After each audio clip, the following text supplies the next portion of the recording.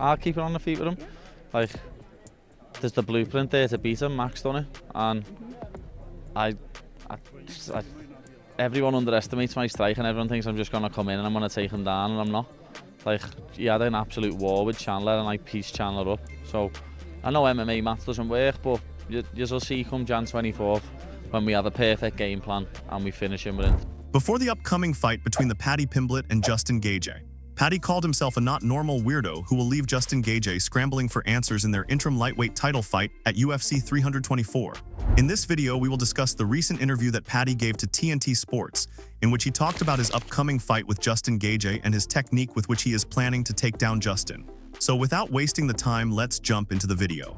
But just the size difference, the length, and the grappling skill, I think all of those things are going to favor Paddy in a big way. He looked massive in that last fight against Chandler for the division, and I think that his size and his length and his grappling ability is going to be a problem for Justin. Paddy Pimblett has fully embraced his performance as a unique and tricky puzzle, famously saying, "I'm not normal," and calling himself a weirdo.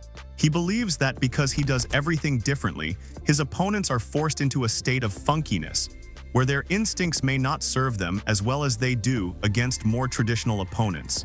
But honestly, when it comes to the feet, what I think is going to make the difference is the leg kicks from Justin Gaethje. And you see it through and through. You see when he fought Khabib going to that inside leg, he's fine kicking guys in an orthodox stance, or even when he fought Dustin Poirier, although this is, to his lead leg when he was in orthodox stance, he will kick Paddy Pimblett, whether he's in the orthodox stance or the southpaw stance. And I really feel that is going to be the biggest difference maker in this fight. Now, the Liverpool natives enforces that the strange style of Paddy is not lacking the real technique, but rather it is a very specialized and advanced form of fighting which is unpredictable for any opponent. He ensures that his style of fighting, from the way he moves his feet to the style of his grappling the opponents, is very different and unique than the traditional MMA techniques that other people know nowadays in the gym. Because you got Justin Gaethje with the low kicks, and he's got power and stand up, but you got Paddy Pimblett, he has stand up as well, but also got grappling and submissions. So it depends how it goes. Is Pimblett going to go for takedowns? To start with striking and go for takedowns? Is Justin Gaethje just going to keep it standing, low kicks and power punches and potentially wrestling? I don't know. This is a Pimblett wants to leverage his fighting style to take down the opponent, which is Justin Gaethje, and hopes to create a mental advantage.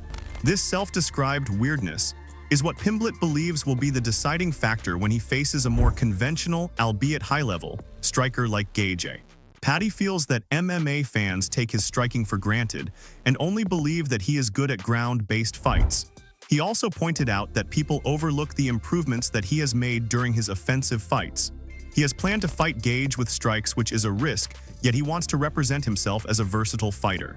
He plans to mix the martial arts in a way that keeps Gaethje guessing, but he firmly believes he can outpoint, or even finish, the American without relying heavily on wrestling. Pimblett actually wants to prove that he is a threat to the opponent in any aspect of MMA sports.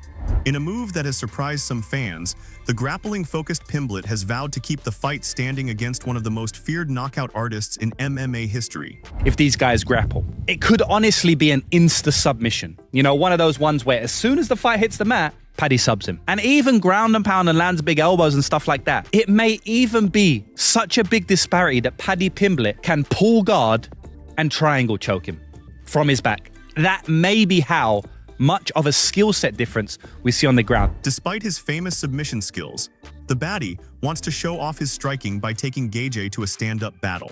The fans of MMA are turning their focus to Las Vegas on January 24, where a huge clash for the interim lightweight title will occur at UFC 324. Liverpool will face the former interim lightweight champion, Paddy the Baddy, and fans' favorite Justin Gaethje. The fight was approved after news that the undisputed champion would be unavailable in the first quarter of the year, creating the need for an interim belt to keep the stacked 155-pound division moving. Pimblett comes into this fight with big momentum, riding a 7-fight winning streak in the UFC and aiming for his first UFC title. For Gaethje, it's another chance to reclaim a belt and cement his place as one of the most dangerous lightweights in history. Both fighters know what's at stake, as the winner will not only claim the championship, but also earn a guaranteed unification bout against the undisputed champion once they return. Pimblett claims that one of the biggest disadvantages that his opponent has is to prepare for him. He claims that Justin would not be able to find a partner who can spar him like the movements of Paddy, meaning the style of Paddy is very strange and unique. Justin Gaethje, former two-time state champion before competing at the Division I level from Northern Colorado. Guys, this is overlooked. You're like, oh, well, he couldn't take Khabib down. Khabib took him down easily. We're talking about one of the best wrestlers and the grapplers in the history of the lightweight division, one of the best fighters to come through the lightweight division. How can we compare Khabib and Paddy on the same level? Absolutely not. That is ludicrous. Most fighters train with sparring partners who follow standard rhythms, but Pimblett's approach is so strange and unusual that it can't be easily practiced. This lack of proper preparation is what Pimblett calls a sparring dilemma, leaving Gaethje unprepared for the fight itself. He told TNT Sports that because he is a weirdo who does everything differently, Gaethje's coaches will struggle to give him the case studies he needs to develop a strategy against Justin. Pimblett believes this unfamiliarity of his style will make Gaethje hesitant in the early rounds, allowing him to control the pace and spot openings, thus making easy for him to take Justin down. The upcoming fight is between the two top-level lightweight contenders, Gaethje ranked at number 4 and Pimblett right below at number 5. It's rare to see UFC's top fighters facing each other for the title without the champions. For Pimblett, this is a big step up, a chance to prove that his popular persona matches the skills needed to beat the best in the world. Some fans have asked Pimblett's path to this shot, pointing out he hasn't dominated a fighter in the UFC's top 10 yet. Facing Gaethje, who is ranked on 4th number, is his ultimate test, an opportunity to silence haters who think he was fast-tracked. Gaethje, meanwhile, wants to achieve his spot against a rising contender and prove he's still a gatekeeper to the division. Pimblett says that he is not coming to UFC Arena without a plan, but he has his solid blueprint ready against Justin. Inspired by Max Holloway's 2024 knockout victory, Holloway defeated Gaethje with 1 second left of the end of the fight in the last 5th round, effectively demonstrating how to handle Gaethje while perfectly landing the shots. Maybe if it's a KO, I would say it goes to Justin Gaethje. If it's a submission, I'm going to say it goes to Paddy Pimblett, There is a massive disparity in the skill set of the grappling. So mainly the jiu-jitsu here. I mean, Paddy Pimblett is a legitimate black belt for MMA. You know, we can say that. I can say that with my chest. I know that for a fact. Justin Gaethje, from what I've seen in him, he's a blue belt. And then if you look back at Gaethje, besides the loss to Max, he's been pretty solid. He knocks out Justin, and then he beats Fiziev 2 different times, and it was really just that Holloway fluke. If he didn't get his nose broken early in the fight, I don't know if he gets knocked out by Max. He has a better fight. So I think this is very scary for Pimblett, but my gut is still thinking Paddy because he looked so good against Chandler.